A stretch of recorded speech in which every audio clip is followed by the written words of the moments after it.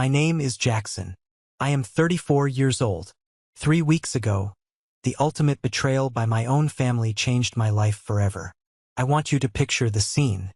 It was my younger brother Lucas's wedding reception. In the middle of the toasts, while I was raising a glass to his new life, Lucas grabbed the microphone. He stood right up in front of 200 people, our family, my wife, our friends, his new in-laws, and he pointed directly at me. He accused me of sleeping with Emily, his new bride. At his own wedding, he stood up in front of everyone and accused me of having an affair with his wife. But that was not the worst part. The worst part was when my own wife, Sarah, stood up from her chair next to me. She wiped a fake tear from her eye, nodded, and agreed with him.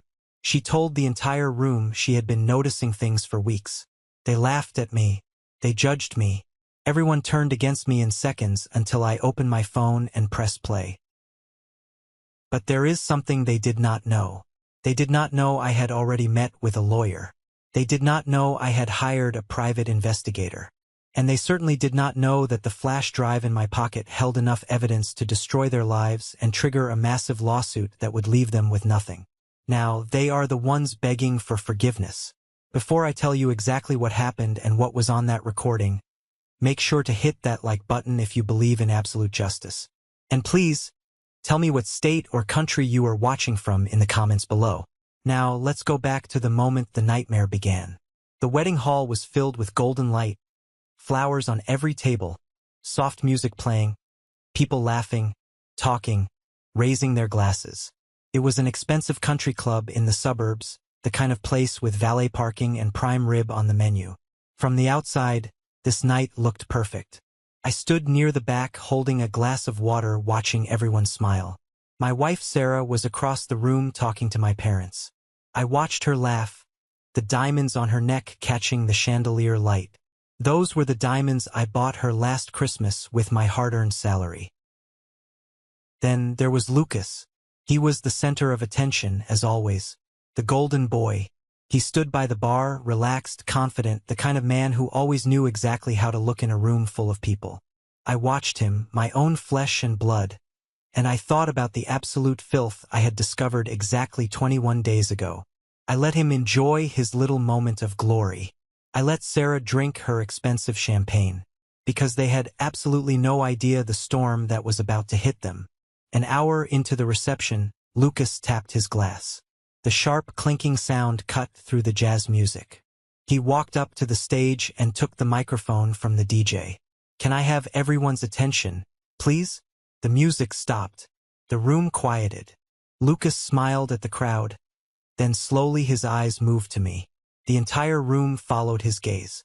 I felt the weight of 200 pairs of eyes locking onto my face. Before we continue, he said softly, "I think there's something everyone deserves to know." My mother, Martha, frowned slightly. Emily, the bride, looked completely confused. "Lucas, what are you doing?" she asked. "No," Lucas said gently, playing the role of the wounded victim perfectly. "This needs to be said." He looked directly at me. "My own brother," he said, his voice dropping into this theatrical whisper, "has been having an affair with my wife." The room exploded. Gasps, whispers, heads turning. The sound of a glass shattering on the floor. My father, Arthur, stood up immediately. "What are you saying?" he shouted. "I know it is hard to hear," Lucas said, rubbing his eyes like he was fighting back tears. "That's why I have proof." He motioned to the DJ. The large screen behind the stage lit up. A series of photos appeared. There I was, standing next to Emily in a coffee shop parking lot from months ago. It was the day I helped her jumpstart her car when her battery died. Completely innocent, completely reframed. Then came screenshots of text messages. I recognized immediately they were fake. My name, her name, words I had never written. The room shifted. Murmurs turned darker. I heard my Aunt Clara gasp. With his own brother's new wife? What a monster. My father sat down slowly, his face confused, frightened. Then came the final nail in the coffin. Sarah, my wife of 5 years, stood up. Her hands were shaking. She looked at the floor. "I am sorry, Lucas," she said softly. "He is right. I did not want to believe it, But I have been noticing things for weeks. The room turned completely. People who had been smiling at me 5 minutes ago now looked at me with disgust. My own mother looked at me with an expression I had never seen on her face before. Doubt. They all waited for me to cry, to beg, to fall apart. They expected me to scream and defend myself. They expected a scene. I looked down at my hands. Then I looked up and I smiled. The room froze. Lucas frowned. Sarah's expression flickered. "What is funny?" My father snapped. "Nothing," I said quietly, "nothing at all." I reached into my suit jacket pocket. I felt the cold metal of my phone. They thought they had trapped me. But they did not know I had been planning this exact moment for 3 weeks. To understand how we got to that dining hall, you have to understand the dynamic of my family. I was the older brother, but in my parents' eyes, I was merely the warm-up act. Lucas was the main event. He was the golden child. For years younger than me, he was the star quarterback in high school, the one with the charismatic smile, the one who could talk his way out of a speeding ticket or a failing grade. When Lucas racked up credit card debt in college, my parents dipped into their retirement savings to bail him out. When I worked 2 jobs to pay for my own state college tuition, they told me it builds character. I never asked for a handout. I built my logistics company from the ground up. I worked 80-hour weeks. I sacrificed my 20s so I could have a solid foundation. Whenever Lucas needed money for a new car or a down payment on a trendy downtown loft, my parents would invite me over for Thanksgiving dinner, butter me up, and ask for a loan. A loan that was never repaid, of course. Lucas would clap me on the shoulder and call me his favorite ATM. I tolerated it. I tolerated it because family is supposed to be blood. Family is supposed to have your back. Then I met Sarah. She seemed like the antidote to my chaotic family. We met at a real estate seminar. She was smart, driven, and understood the value of hard work. We got married 5 years ago. I bought us a beautiful 4-bedroom house in a quiet suburban neighborhood with a strict HOA. I fully funded her 401k. I made sure she never had to worry about a single mortgage payment. I wanted to give her the world. Sarah always played the role of the peacemaker. Whenever Lucas crossed a line, whenever he made a passive-aggressive joke about my clothes or my work ethic, Sarah would squeeze my hand under the table. "Just let it go, Jackson," she would whisper. "He is your brother. Be the bigger person." I thought she was my rock. I thought she was the one person in the world who saw me for who I really was. I was completely, utterly blind. The illusion shattered 3 weeks before the wedding.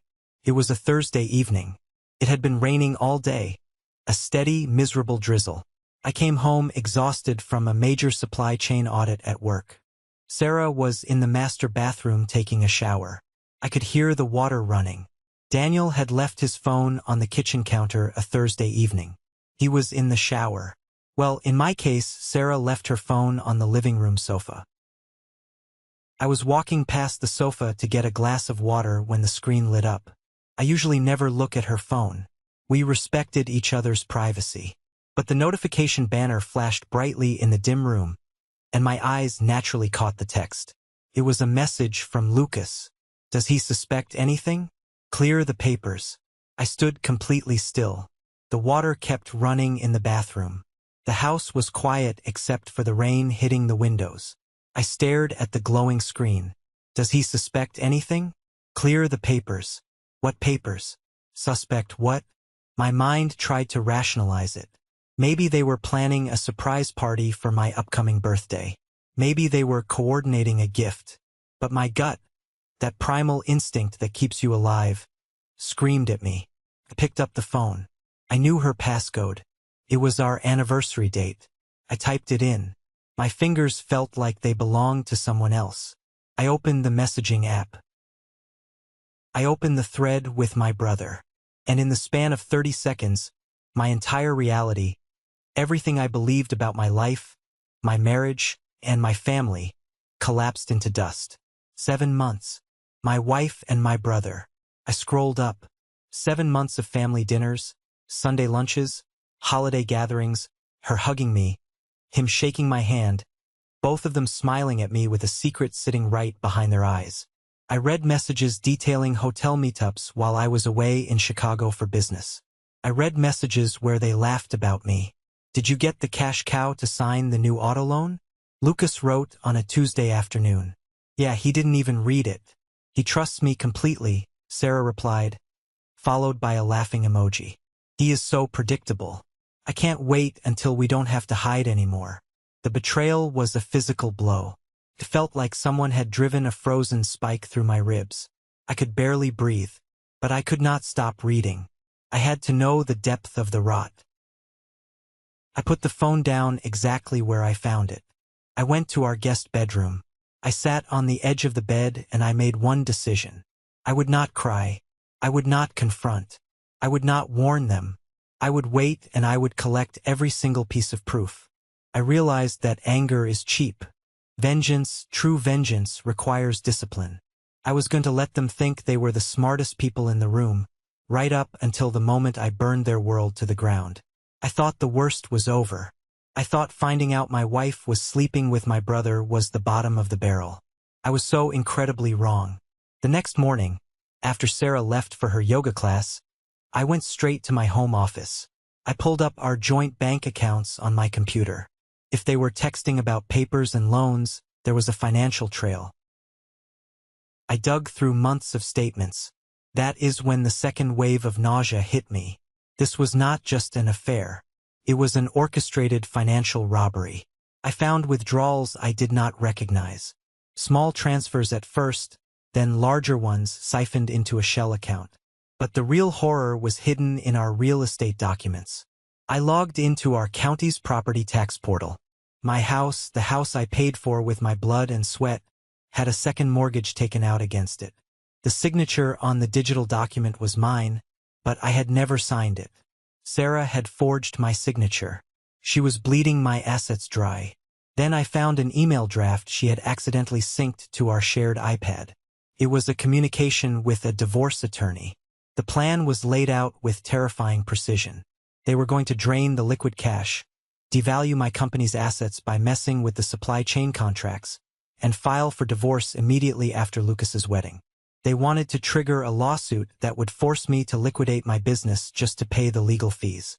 Sarah was going to claim emotional distress and demand alimony, taking the house and half my company. They did not just want to betray me. They wanted to leave me destitute. They wanted me living in a motel while they spent my money. I sat back in my leather chair.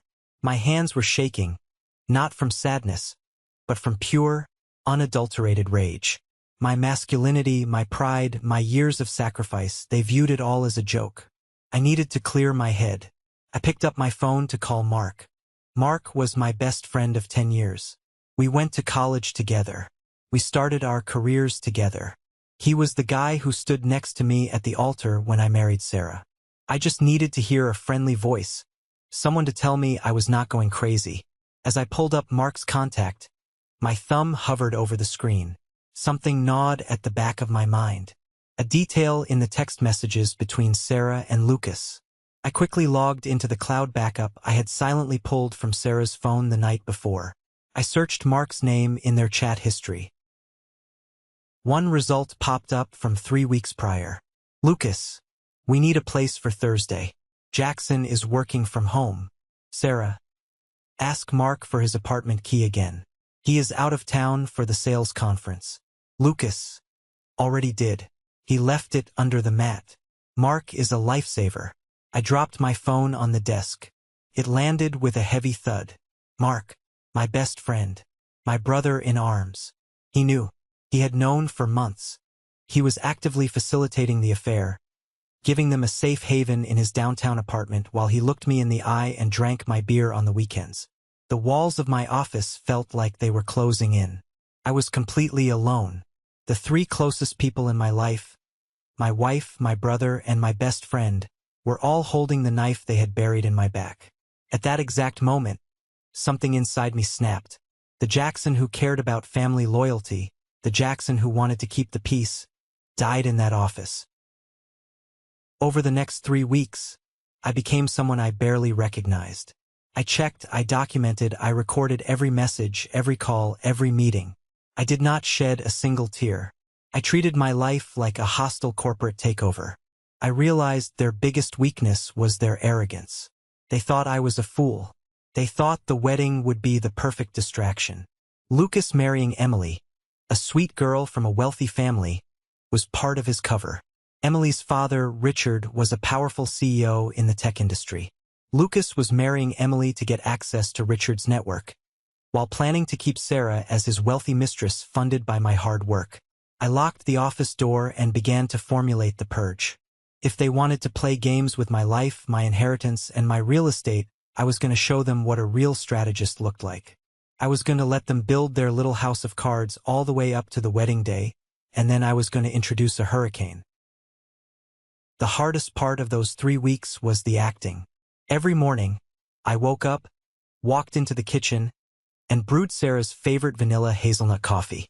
I handed her the mug, looked into her eyes, and smiled. "Good morning, honey," I would say.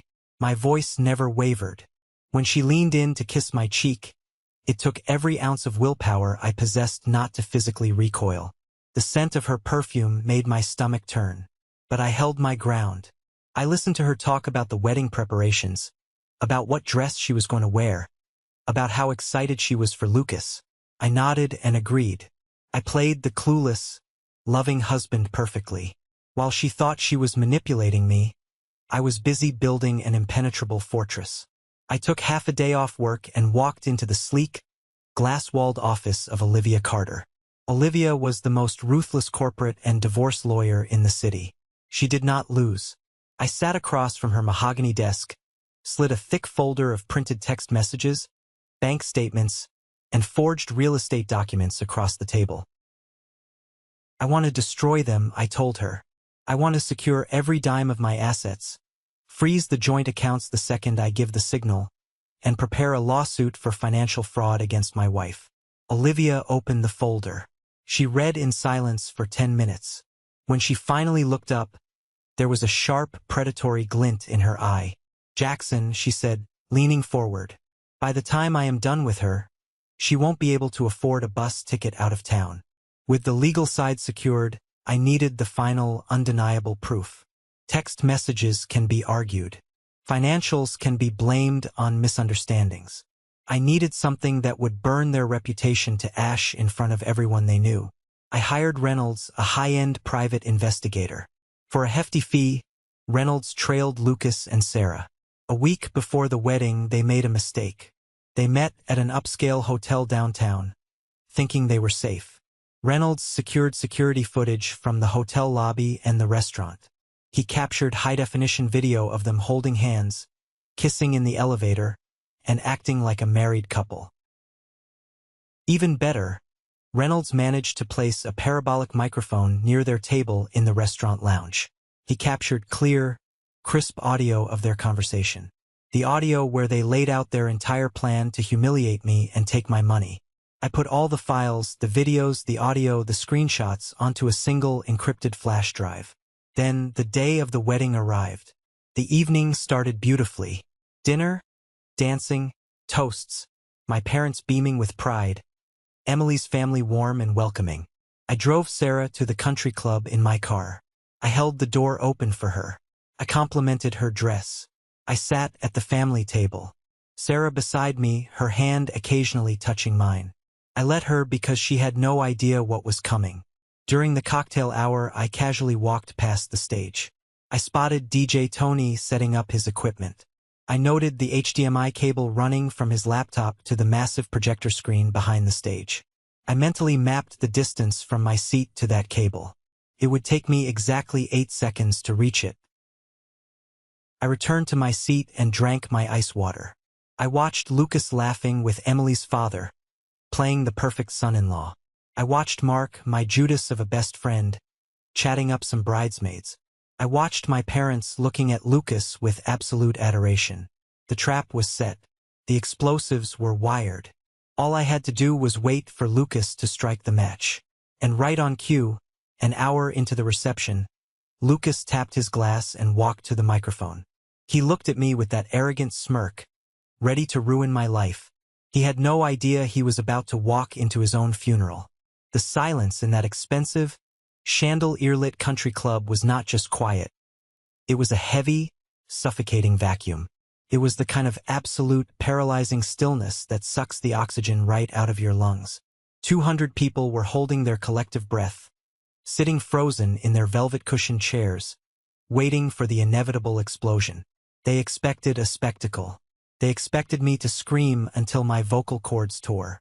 They expected me to throw my crystal water glass against the mahogany wall, to lunge across the white tablecloths at my brother, or to drop to my knees and beg my wife to tell the truth. That is what a broken, desperate man does when he is backed into a corner. But I was not a broken man anymore. I had spent the last 21 days walking through the fires of hell, and the heat had forged my spine into solid iron. I sat there, perfectly still, and I simply looked at my brother, Lucas. He was standing on that beautifully lit, elevated stage, holding the microphone tightly in his right hand. He was looking down at me with this sickening, carefully practiced expression of fake sympathy. He actually had his left hand placed softly over his heart. He was playing the wounded groom, the betrayed brother, the tragic victim of my supposed depravity. He genuinely thought he had executed the perfect strike. He believed with every fiber of his arrogant being that his little stunt with the fake text messages on the projector screen behind him had sealed my fate. He thought he had buried me alive. Then I slowly shifted my gaze to Sarah, my wife, the woman I had built a life with, the woman whose name was on my bank accounts, the woman I had trusted with my heart and my future. She was sitting right beside my empty chair at the VIP family table. She was holding a white linen napkin to her face, her shoulders shaking rhythmically as she pretended to sob. She refused to look me in the eye, staring intently at the floral centerpiece instead. She was playing her part flawlessly, acting like the devastated, long-suffering wife who had finally, agonizingly uncovered her husband's dark secret. The diamond bracelet I bought her for our anniversary sparkled under the lights as she wiped away a dry tear. And then, there were my parents, Arthur and Martha, my own flesh and blood. They were staring at me with absolute, unfiltered disgust. My mother actually shook her head, leaning her weight into my father's shoulder as if the sheer sight of me made her physically ill. They did not even question the accusation. They did not ask for my side of the story. They did not demand proof. Lucas pointed a finger, and they immediately, instinctively threw me to the wolves. That realization, right there in the middle of the wedding hall, was the final, echoing slam of a steel door. It was the absolute death of my family loyalty. I reached into the inside breast pocket of my tailored suit jacket. I felt the cold, hard edges of my smartphone. The small, specialized adapter cable was already plugged firmly into the bottom port, the flash drive hanging from it like a silver bullet. I pushed my chair back. The wooden legs scraped against the polished marble floor, a harsh, grating sound that cut through the heavy, suffocating silence like a serrated knife. I stood up slowly. I did not rush. I buttoned the center button of my suit jacket, a deliberate, calming motion. I wanted them to feel the agonizing weight of the moment. I wanted the tension to stretch until it snapped. I wanted Lucas to start sweating under those hot stage lights. "What is so funny, Jackson?" My father, Arthur, demanded again, his voice echoing loudly in the quiet room. His face was flushed with anger. "Have you lost your damn mind?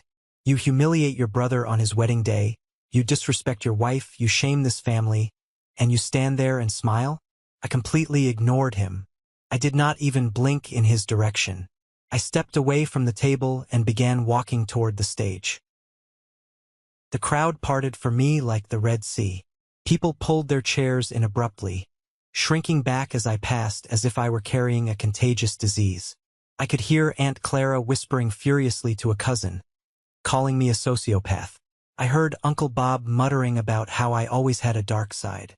I heard Emily, the young bride, crying softly, completely confused and terrified by the absolute circus her dream wedding had become. I kept my eyes locked on Lucas. I did not look away for a microsecond. As I got closer, closing the distance step by step, I saw the arrogant, triumphant smirk on his face start to falter. It was just a fraction of an inch, a tiny twitch at the corner of his mouth, but I saw it. He expected me to be frantic. He expected me to defend myself loudly. My absolute, icy calm was deeply unnerving him. I walked up the short, carpeted set of stairs to the side of the stage. I bypassed Lucas completely, not even giving him a passing glance, and walked straight toward the DJ booth nestled in the corner. DJ Tony was a young guy, maybe 22 years old, wearing a cheap, ill-fitting vest and looking absolutely panicked. He had his hands hovering uncertainly over his complex mixing board, his eyes darting frantically around the room, unsure of what he was supposed to do. "Hey, Tony," I said quietly, my voice steady, conversational, but laced with a terrifying authority. "I need you to step back from the laptop right now." Tony swallowed hard, his Adam's apple bobbing. He looked past me at Lucas, who was glaring at us, then back at me. I can't do that, man," he stammered, his voice shaking. "The groom paid me.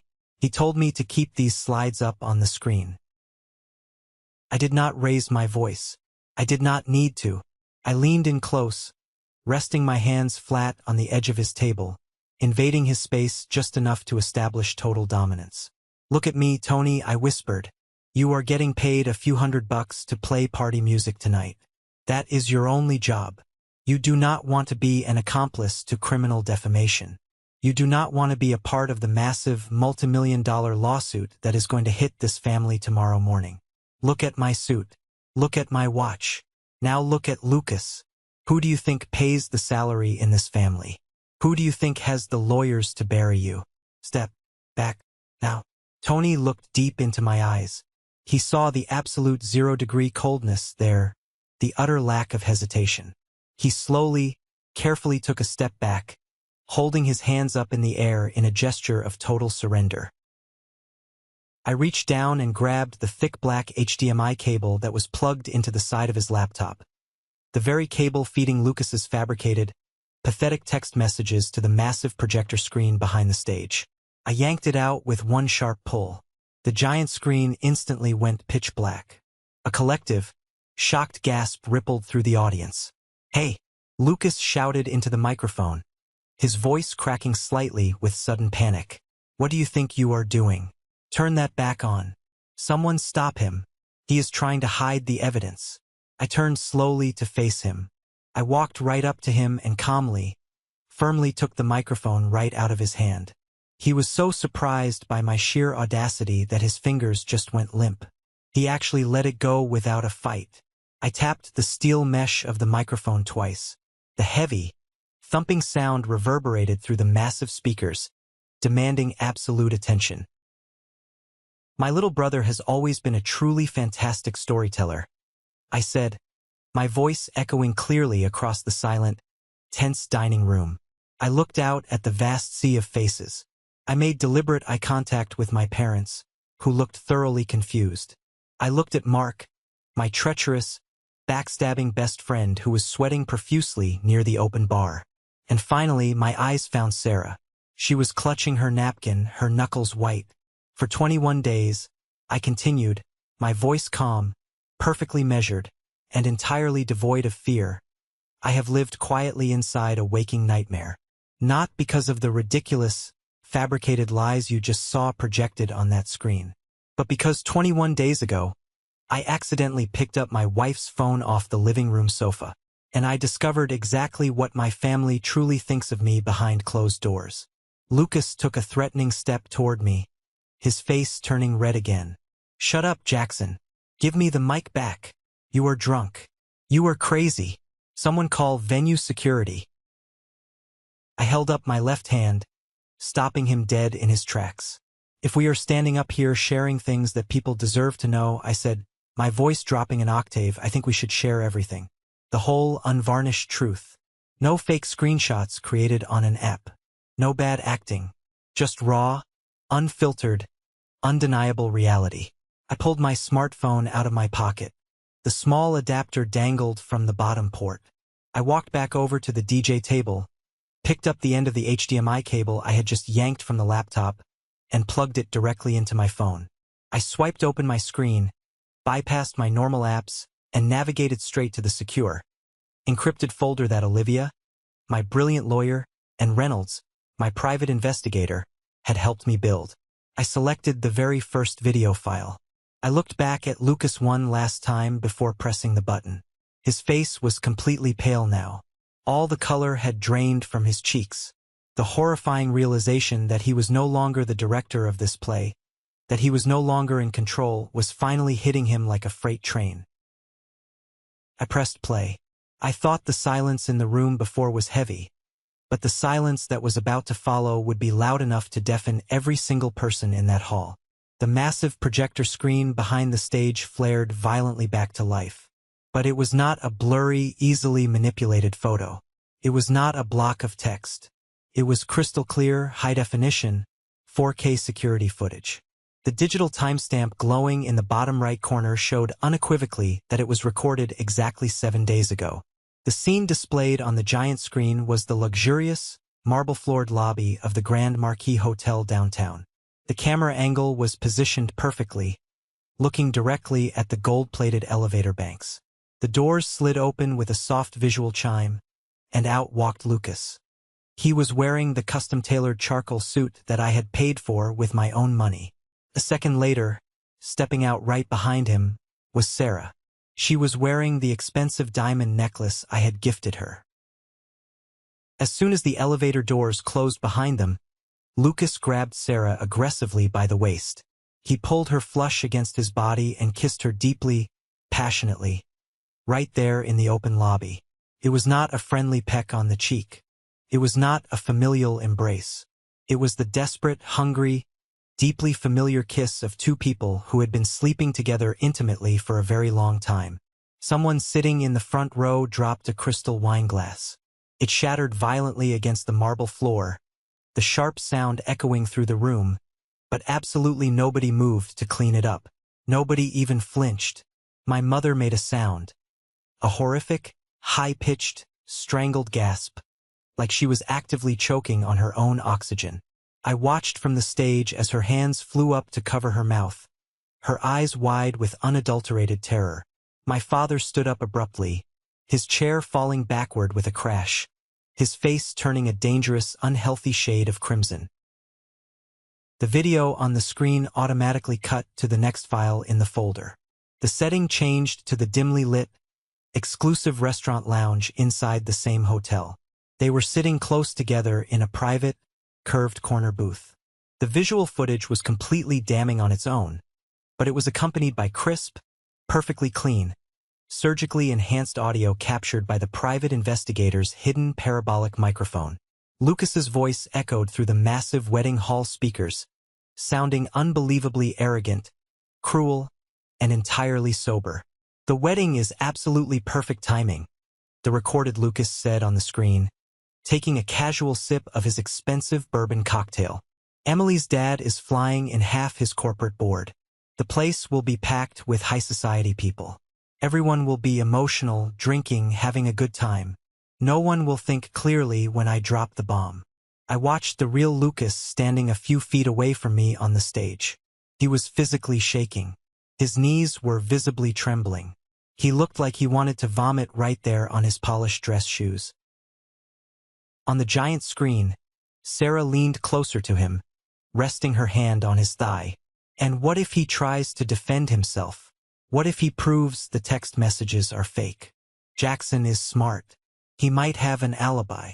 "He won't," the recorded Lucas laughed, a cruel, dismissive sound that sent shivers down my spine. "Not in front of Richard and all those executives. You know Jackson. He is obsessed with his reputation. He hates causing a public scene. He'll freeze. I will accuse him of sleeping with Emily. It takes the heat completely off us. It ruins his reputation with the family forever, and it gives you the perfect, sympathetic excuse to leave him." A sickening pause on the audio, the sharp clinking of ice in a glass. "And after the wedding?" Sarah's recorded voice asked, her tone softening into something horrifyingly affectionate. "Then you file for divorce before he even recovers from the shock of the accusation," Lucas said smoothly, laying out the blueprint of my destruction. "You claim severe emotional distress. We use the forged real estate documents to lock down the house before he can change the locks. We drain the joint accounts by Monday morning. He will be so busy fighting a massive defamation lawsuit and trying to save his logistics company that he won't even realize we took everything until it's too late. And then, Sarah asked, smiling on the video. Then, Lucas smiled back on the screen, raising his glass in a toast. Finally us. With his money. I casually reached out and tapped my phone screen, pausing the video. The massive, frozen image of my wife and my brother smiling brightly at the thought of utterly destroying my life, stealing my real estate, and laughing at my pain burned brightly behind me. The audio stopped abruptly. The hall was so intensely quiet you could hear the air conditioning vents humming in the ceiling. You could hear people breathing heavily. I picked the microphone back up. I walked slowly to the very front edge of the stage and looked directly out into the crowd. I bypassed my family entirely and locked my eyes onto Mark, my so-called best friend of a decade, who was currently trying to edge his way silently toward the heavy exit doors at the back of the hall. "Oh, please don't leave yet, Mark," I called out into the microphone. My voice cracked through the room like a bullwhip. 200 heads snapped around instantly to look at him. Mark froze exactly where he stood, looking like a deer caught in the headlights of an oncoming 18-wheeler. "I want to take a moment to publicly thank my best man, Mark," I said, my voice dripping with pure, concentrated venom. "I want to thank him for generously lending his downtown apartment to my wife and my brother every single Thursday evening for the last 7 months, just so they could betray me comfortably without having to pay for a hotel every time. You are a real stand-up guy, Mark. A true friend." Mark turned the color of a ghost. A woman standing next to him, one of Emily's bridesmaids whom he had been actively flirting with all evening, physically stepped away from him in sheer disgust, covering her mouth.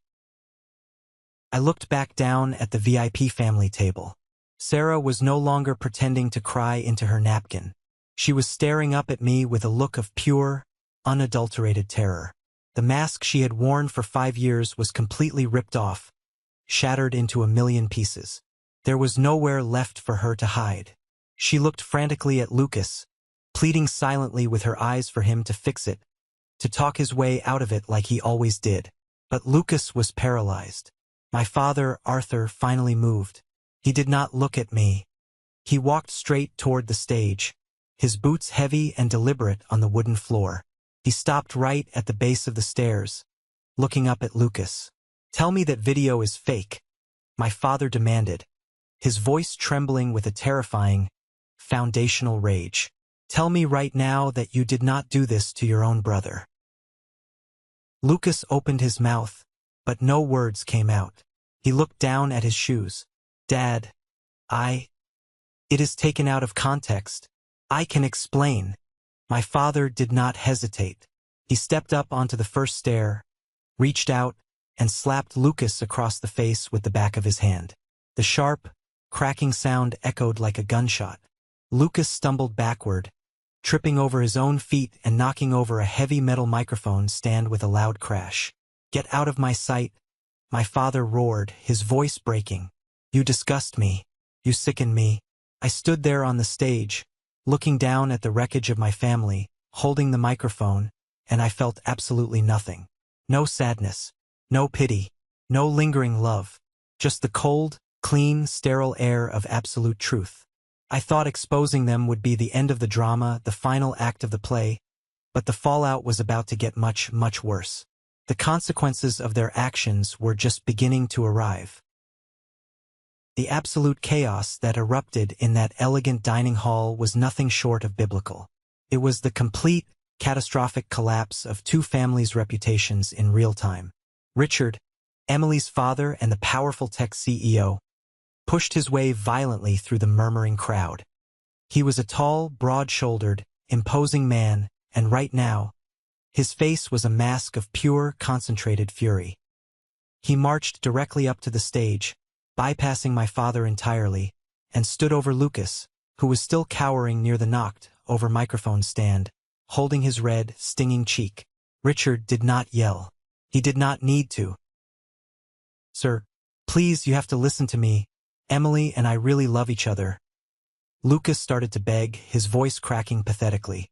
Richard cut him off by stepping squarely into his personal space, forcing Lucas to lean back dangerously close to the edge of the stage. "This wedding is over," Richard stated flatly. "The marriage certificate has not been legally filed with the state yet, and it never will be. You will never speak to Emily again. If you come within 100 feet of her, I will have you arrested for harassment." Richard paused, letting the silence hang, before delivering the final, crushing blow. "And tomorrow morning at 8 a.m. sharp, my legal team is going to contact the CEO of your firm. I sit on the board of directors of your company, Lucas. By 9 a.m. you will be unemployed. By noon, you will be blacklisted in every major financial firm in this state. You will never get another promotion. You will never work in this industry again. You are entirely finished." Richard turned sharply to his shocked family and the massive crowd of corporate guests. "We are leaving. Now." It was a mass exodus. Dozens of people. Emily's entire side of the family, the wealthy corporate executives, the college friends, began gathering their coats and walking out in droves. They cast looks of absolute revulsion and disgust at Lucas and Sarah as they passed the head tables. The wedding had turned into a funeral for their social and professional lives. I walked slowly down the stairs from the stage. I walked deliberately toward the table where Sarah was still sitting, frozen in her chair. She looked up at me as I approached. Her expensive makeup was running down her face in dark streaks, and her hands were shaking uncontrollably against the white tablecloth. "Jackson, please," she sobbed, reaching out a trembling hand toward me. "Let's just go home. Please don't do this here. We can talk about this. I can explain everything. It was a stupid mistake. I love you." I reached into the deep inside pocket of my suit jacket. I pulled out a thick, heavy, folded manila envelope. I dropped it on the table right in front of her. It landed with a loud, definitive thud, right next to her half-empty glass of champagne. "I am not going home with you, Sarah," I said calmly, my voice void of any emotion. "I am never going anywhere with you ever again. My lawyer, Olivia, filed those documents at the courthouse an hour before this pathetic wedding started. Those are your divorce papers." Sarah stared at the brown envelope like it was a live grenade about to detonate. "Attached to the divorce filing," I continued, making sure my voice carried to the remaining family members, "is a comprehensive civil lawsuit for financial fraud, forgery, and attempted grand theft of my real estate assets. You can't do this," she stammered, her eyes wide with panic. "The house. My name is on the deed." The house was legally transferred into a secure, impenetrable trust as of yesterday afternoon, I informed her coldly. "The joint bank accounts are entirely frozen. The credit cards you hold are canceled. You have exactly 2 hours to go to my house, pack your personal clothes, and leave my property. If you are still there when I arrive, I will have the police arrest you for criminal trespassing. You are getting absolutely nothing. No house, no alimony, and certainly none of my grandfather's inheritance." I turned my back on her sobbing form and walked confidently toward the exit. My mother, Martha, intercepted me near the heavy double doors. She had tears streaming down her face, her mascara ruined. She reached out desperately and grabbed my arm, digging her fingers into my suit jacket. "Jackson, my baby," she cried, her voice cracking. "I am so sorry. I didn't know. We didn't know he was doing this to you. Please don't walk away from us. Talk to us. Let us fix this." I stopped. I looked down at her hand clutching my arm, and then I looked deep into her tear-filled eyes. "You didn't know about the affair, Mom," I said softly, my tone completely dead. "That is true. But when he stood up on that stage and accused me of being a monster, you didn't even hesitate. You didn't ask for proof. You looked at me with disgust. You chose him. You have always chosen him." I gently but firmly pulled my arm out of her grasp. "Have a good life, Mom." I pushed open the heavy wooden double doors of the country club and walked out into the cool, crisp night air. The valet brought my car around immediately. I tipped him $100 bill, got into the driver's seat, and drove away into the darkness. I did not look back in the rearview mirror even once. For the first time in my 34 years of life, I felt the heavy, suffocating chains of familial obligation shatter. I was finally truly free. But as I soon learned, toxic families do not let go easily, and exactly a year later, they tried one last time to drag me back into their mud. A year is a remarkably long time when you are no longer carrying the dead, exhausting weight of terrible parasitic people. My life transformed in ways I could have never imagined. The divorce proceedings were absolutely brutal for Sarah. With Olivia as my lawyer, and the massive, undeniable mountain of video, audio, and financial evidence I provided to the judge, Sarah walked away from our 5-year marriage with absolutely nothing. No alimony, no house, no portion of my salary. She was completely ruined. She was forced to move back into her older brother Marcus's damp, unfinished basement. Last I heard through the grapevine, Marcus legally evicted her after she got caught trying to secretly borrow money from her niece's college fund to pay off her mounting credit card debts.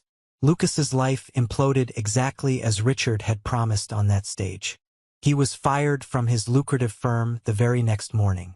His professional reputation was completely torched. He could not find a decent job anywhere in the corporate sector. No one wanted a liability who had tried to scam a CEO's daughter. The massive debt he had accumulated trying to live a luxurious, fake lifestyle caught up with him incredibly fast. His precious sports car was repossessed in the middle of the night, and he was forced to file for Chapter 7 bankruptcy. He was currently working the night shift at a retail warehouse, moving boxes for minimum wage. I, on the other hand, flourished immensely.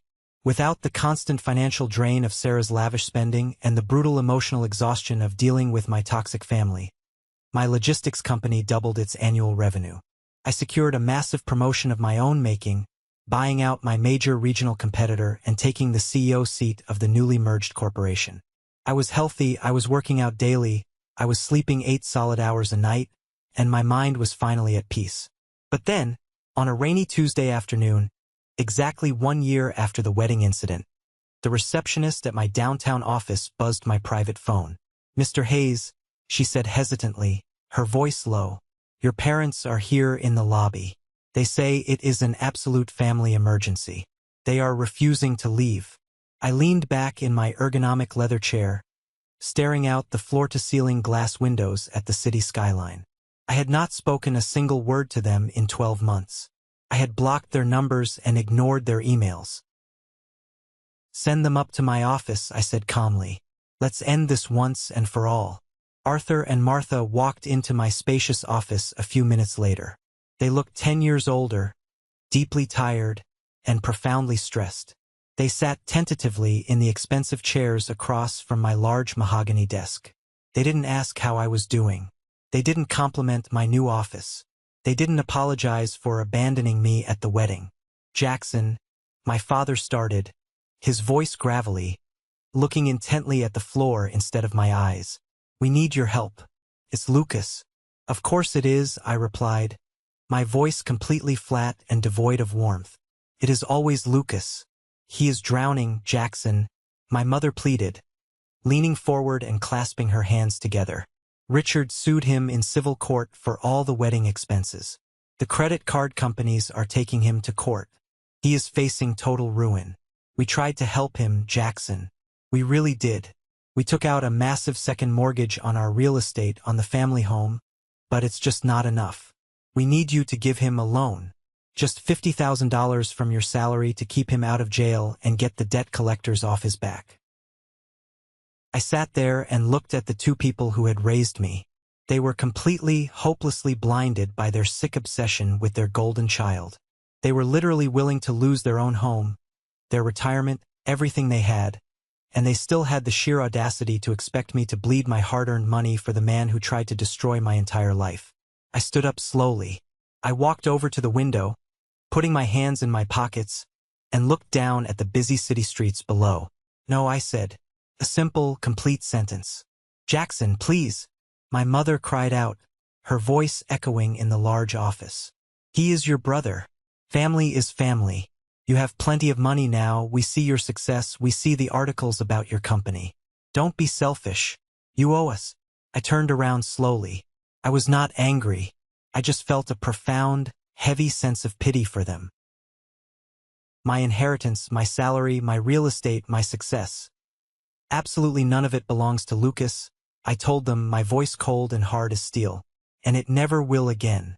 You chose to fund his mistakes his entire life. You chose to baby him.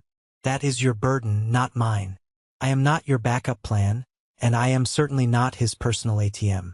My father stood up quickly, his face turning red with indignation. You are turning your back on your own blood. You are a cold, heartless man. My blood turned its back on me a long time ago. Dad, I replied, staring him down until he blinked and looked away. Now, please leave my office before I have building security escort you out in front of my employees. And do not ever, ever come back. They left, muttering curses under their breath, blaming me for tearing the family apart. I watched the heavy glass door close behind them, and I felt nothing but overwhelming relief. The final, toxic thread connecting me to my past was permanently cut. That evening, I walked out of my office building. The sun was setting, casting a brilliant, fiery orange glow over the city skyline. I clicked my key fob, and the headlights of my brand-new, jet-black Porsche 911 flashed in the VIP parking garage. It was a massive gift to myself, a tangible symbol of the speed, the power, and the total freedom I had earned by walking through hell and coming out the other side. I slid into the driver's seat. The smell of the immaculate leather filled the cabin. I pressed the ignition button, and the roar of the flat-six motor vibrated deeply through my chest. It sounded exactly like victory. I drove out onto the open highway, heading toward the coast. The windows were down. The cool ocean wind was blowing through my hair. Sometimes the universe breaks your life down not to destroy you, but to violently force you to rebuild yourself stronger. I learned the hard way that true forgiveness does not mean giving toxic people access to your life again. It means cutting them off completely so they can no longer poison your peace. The absolute best revenge is not screaming matches or physical fights. The best revenge is massive, undeniable success, living a beautiful life, and exposing the absolute truth at exactly the right moment. If you have a family member who constantly drains you, a partner who disrespects you behind your back, or friends who only take and never give, hear me right now. You do not owe them your suffering. You do not owe them your sanity. Set your boundaries. Build your evidence in silence. And when the time comes, walk away holding your head high and never look back. Have you ever faced something similar with your own family? Have you ever had to cut off the people you loved to save yourself from drowning? Share your story in the comments below, and don't forget to like and subscribe so you don't miss the next journey. Until next time, stay strong, protect your peace, and always know your worth.